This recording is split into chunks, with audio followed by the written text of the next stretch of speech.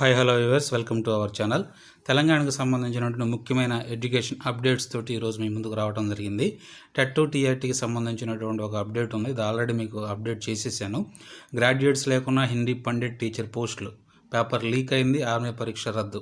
పీఈటీలకు ప్రమోషన్లు ఇవ్వాలి. ఇంకా ఇతరత్ర ఎన్నో అప్డేట్స్ మనం ఈ వీడియోలో చూడబోయే ముందుగా వచ్చిన రిక్వెస్ట్ ఏంటంటే, ఇప్పటివరకు మీరు మన ఛానల్ని సబ్స్క్రైబ్ చేసుకున్నట్లయితే వెంటనే సబ్స్క్రైబ్ చేసుకోండి. ఆ ప్రక్కనే వచ్చేటువంటి బెల్ ఐకాన్ నొక్కి ఆల్ అనేటువంటి ఆప్షన్ సెట్ చేసి పెట్టుకున్నప్పుడే మేము చేసేటువంటి లేటెస్ట్ అప్డేట్స్ అన్ని కూడా అప్పటికప్పుడు మీకు ఇన్ టైంలో నోటిఫికేషన్ రూపంలో వస్తాయి. అంత మాత్రమే కాదు, వీడియో ఎండింగ్ వరకు చూడండి.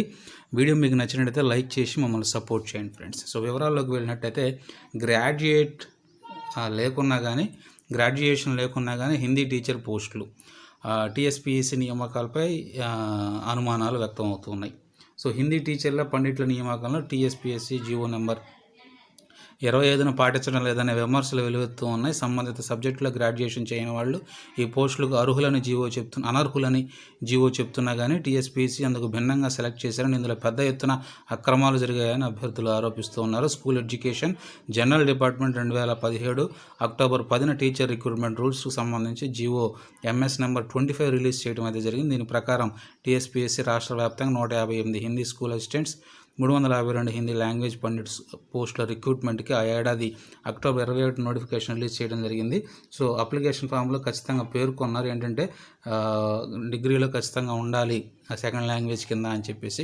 అయినప్పుడు కూడా విద్వాన్, అదేవిధంగా మధ్య విశారద సర్టిఫికేట్లతోటి గ్రాడ్యుయేషన్లో హిందీ లేకపోయినా కానీ పీజీలో విద్వాన్, మధ్య విశారద సర్టిఫికేట్లతో పీజీ చేసినట్టు అభ్యర్థులు సైతం కూడా అందరూ అప్లై చేసుకున్నారు.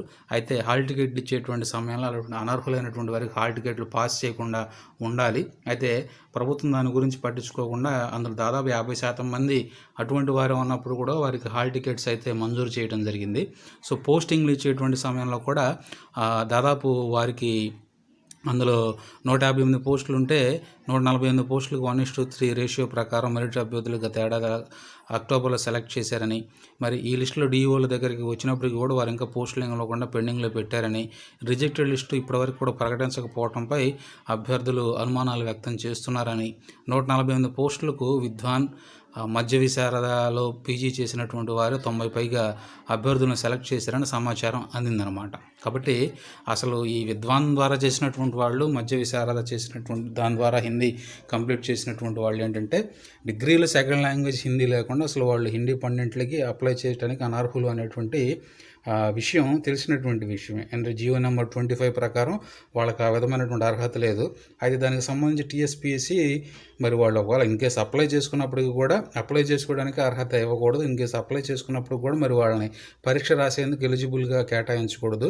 పరీక్ష రాసేందుకు కూడా ఎలిజిబిలిటీ కేటాయించి ఉద్యోగాల్లో కూడా వారికి అధిక శాతం కేటాయించడం అనేది ఇక్కడ చాలా విమర్శాత్మకంగా తయారైనటువంటి పరిస్థితిగా నెలకొంది. అందుకనే అర్హుల్ని సెలెక్ట్ చేయాలనేటువంటి మాట ఇక్కడ మనకు కనపడుతూ ఉంది. ఇదే నోటిఫికేషన్లో Telugu school assistants GO number 25లో పేర్కొన్న క్వాలిఫికేషన్ ప్రకారం అభ్యర్థులను సెలెక్ట్ చేసినట్లుగానే Hindi school assistant language pandit recruitment చేపట్టాలని మిగతా అభ్యర్థులు డిమాండ్ చేస్తూ ఉన్నారు.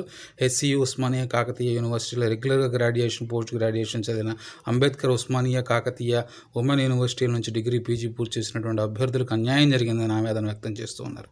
కాబట్టి తెలుగు లాంగ్వేజ్కి అయితే రెగ్యులర్ క్యాండిడేట్స్కి ప్రకారం అంటే డిగ్రీలో సెకండ్ లాంగ్వేజ్ ఉన్నటువంటి వారిని జీవో ప్రాసెస్ ప్రకారం రూల్స్కి అనుకూలంగా వారిని సెలెక్ట్ చేయడం జరిగింది. అయితే హిందీ వచ్చేసరికి ఈ రూల్స్కి అగెనెస్ట్గా వాళ్ళు ఏదైతే రూల్స్ పెట్టుకున్నారో దానికి సంబంధించిన రిక్రూట్మెంట్కి దానికి అగెనెస్ట్గా మరి భర్తీ ప్రక్రియ చేస్తూ ఉన్నారని, రెగ్యులర్గా చేసినటువంటి వారు మరి డిగ్రీలో సెకండ్ లాంగ్వేజ్ తీసుకొని పీజీలో కూడా దాన్నే కంటిన్యూ చేసినటువంటి వారు ఇంతమంది అర్హులైనటువంటి వారు ఎంతమంది ఉండగా మరి ఆ విధంగా డిగ్రీలో సెకండ్ లాంగ్వేజ్ లేకుండా చేసినటువంటి వారిని ఎలాగ మీరు సెలెక్ట్ చేస్తారు? అది రూల్స్ ప్రకారమే అగెనెస్ట్ కదా, మేమేం తప్పు మాట్లాడుతున్నాం.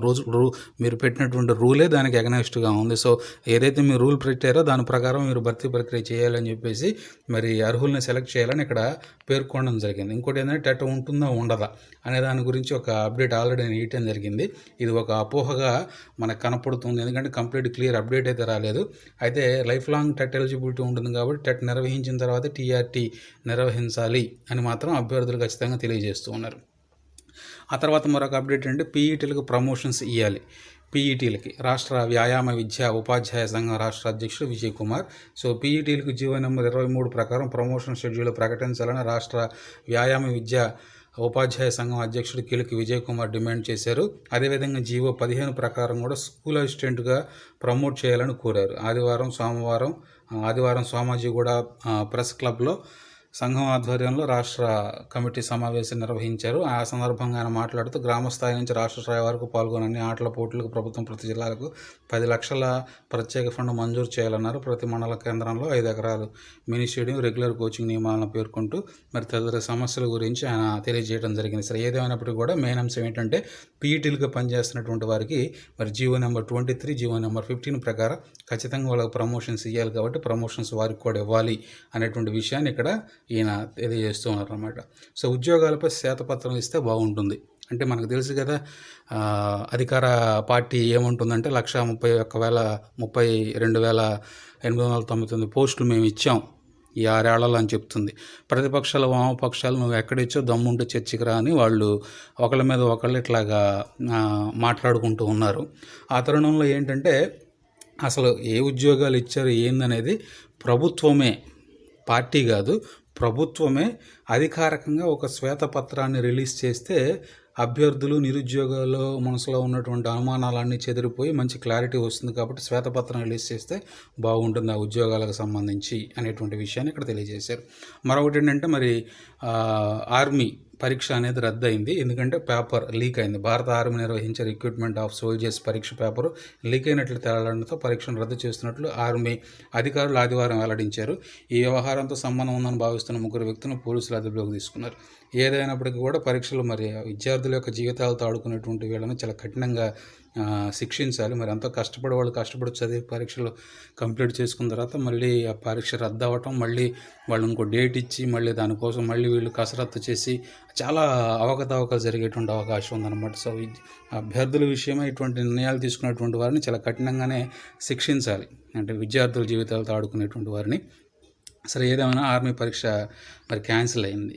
సో మనం ఇంకో అప్డేట్ చూసుకుంటే 45% పిఆర్సీ ఇవ్వాలి. 2018 జూలై నుంచి బకాయిలు చెల్లించాలి తెలంగాణ ఎంప్లాయీస్ అసోసియేషన్ అన్నమాట.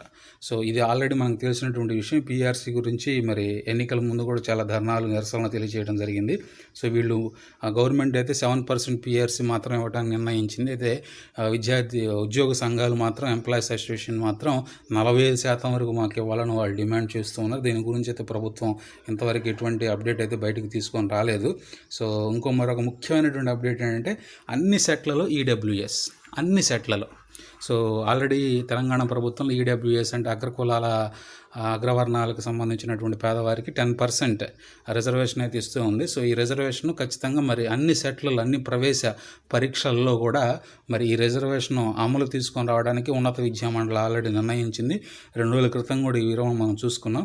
సో దానికి సంబంధించి అన్ని సెట్లో ఈడబ్ల్యూఎస్ తీసుకొని వస్తున్నట్లుగా వృత్తి విద్యా కాలేజీల్లో 25% సీట్లు అదనంగా పెంచినట్లుగా రాష్ట్ర వ్యాప్తంగా అదనంగా 45 సీట్లు కేవలం రిజర్వేషన్ బేస్ చేసుకొని అదనంగా పెంచినట్లుగా మరి ఖచ్చితంగా దీని గురించి ప్రాసెస్ అనేది ముందుకు సాగుతుంది అన్నట్లుగా మరి వాళ్ళు తెలియజేస్తున్నారు. విధి విధానాల ఖరారు త్వరలో కమిటీ, ఉన్నత విద్యా మండలి కసరత్తు త్వరలో ప్రభుత్వానికి నివేదిక. అయితే ఇది ఇంకా అఫీషియల్ జీవో కింద అయితే మారలేదు, కానీ ఇప్పుడు ఉన్నత విద్యా మండలి దీని గురించి కసరత్తు చేస్తుంది, ప్లానింగ్ చేస్తుంది. సో విధి విధానాలు త్వరలో ఖరారు చేసేసుకొని కమిటీని ప్రభుత్వానికి నివేదిక పంపుతుంది. సో నివేదిక పంపిన తర్వాత దానికి తగ్గట్టుగా మరి జీవో పాస్ చేసేసుకొని ఈ విధమైనటువంటి ప్రాసెస్, అంటే అన్ని సెట్స్, ఎంట్రన్స్ టెస్టులు ఉద్యోగాలకు మాత్రమే కాదు చదువుకు కూడా మరి వాళ్ళకి ఈడబ్ల్యూఎస్ని ఇవ్వాలన్నటువంటి మంచి ఆలోచన ప్రభుత్వానికి తట్టింది. ఇది మంచి ప్రశంసించదగినటువంటి న్యూసే. సో దీన్ని స్వాగతించాల్సిందే మనం. సో ఇది ఫ్రెండ్స్ ఈరోజు వచ్చినటువంటి Telangana latest education updates. So video ending వరకు చూసినటువంటి వారికి చాలా చాలా థ్యాంక్స్ అండి. వీడియో మీకు నచ్చినట్టయితే లైక్ చేసి, షేర్ చేసి ఫ్రెండ్స్ మమ్మల్ని సపోర్ట్ చేయండి. ఇన్కేస్ కొత్తవారు కనుక మన ఛానల్ని మీరు చూస్తున్నట్లయితే ఖచ్చితంగా ఛానల్ని సబ్స్క్రైబ్ చేసుకోవడం మాత్రం మీరు మర్చిపోకండి. Okay friends, thank you so much.